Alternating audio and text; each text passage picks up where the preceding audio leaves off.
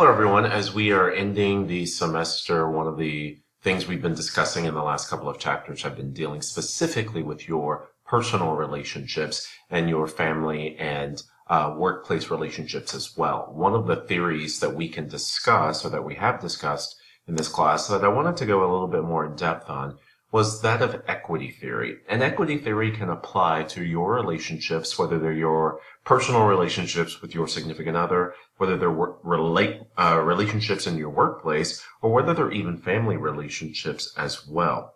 When you take a look at equity theory, first things first, the founder of equity theory was Adams, and he founded this theory in 1963.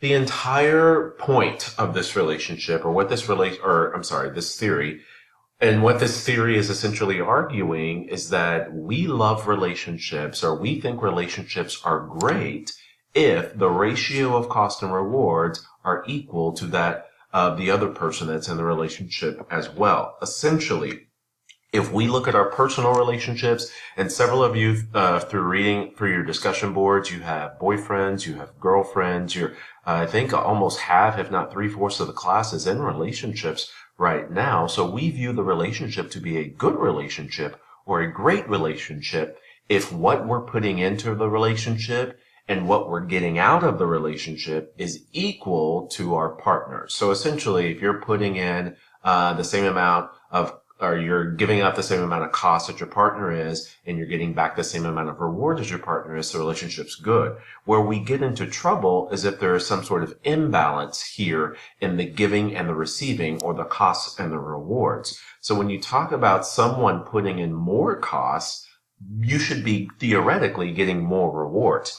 If you look at your relationship with your partner, with your husband, your boyfriend, your girlfriend, your wife, even with family members, or even your boss at your job, and you think to yourself, you know what? I'm putting in a lot more costs, whatever those costs could be. That could be time, money, energy, effort, but I should be getting out more rewards if I'm voluntarily, or some of you purposely, putting in more cost in the relationship. So if you feel like you're giving way more than your partner is, then according to this theory, you should be receiving way more than your partner is. Where we get into trouble is if we're giving more, but we're receiving the same amount as our partner is getting. So an example I like to give here is the rewards are both the same. So you're even on the rewards of the relationship, and only you know what those rewards of the relationship are. But if you feel both people in the relationship are getting the same amount of rewards, yet one person is putting in way more cost than the other, then there we have some sort of an imbalance or some unequal or inequality in the relationship. And that's where we look at the relationship as being either problematic or maybe something that we don't want to continue.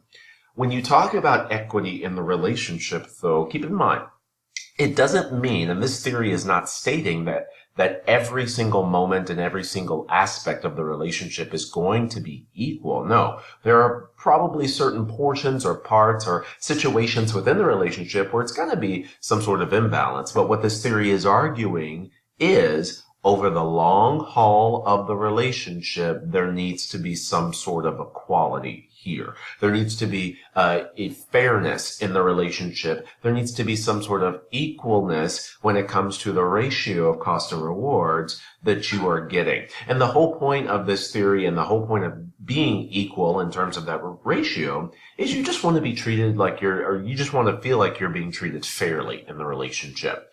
It could be a bit unfair if you're putting in way more than your partner is putting in, but yet your partner is getting more benefits than you. Or for some of you listening to this, your partner is putting in way more than you, but yet you are reaping all of the rewards and all of the benefits. And equity theory comes from social exchange theory, which is what we talked about in the relationship stages and theory section of this chapter. But I wanted you to understand how cost and rewards still play a role here. And if you are having issues in your relationships, you might want to look at, is everyone in the relationship, both myself and the partner or the other person on the other side of this relationship, being treated fair when it comes to the costs that they are putting in and the rewards that they are getting out?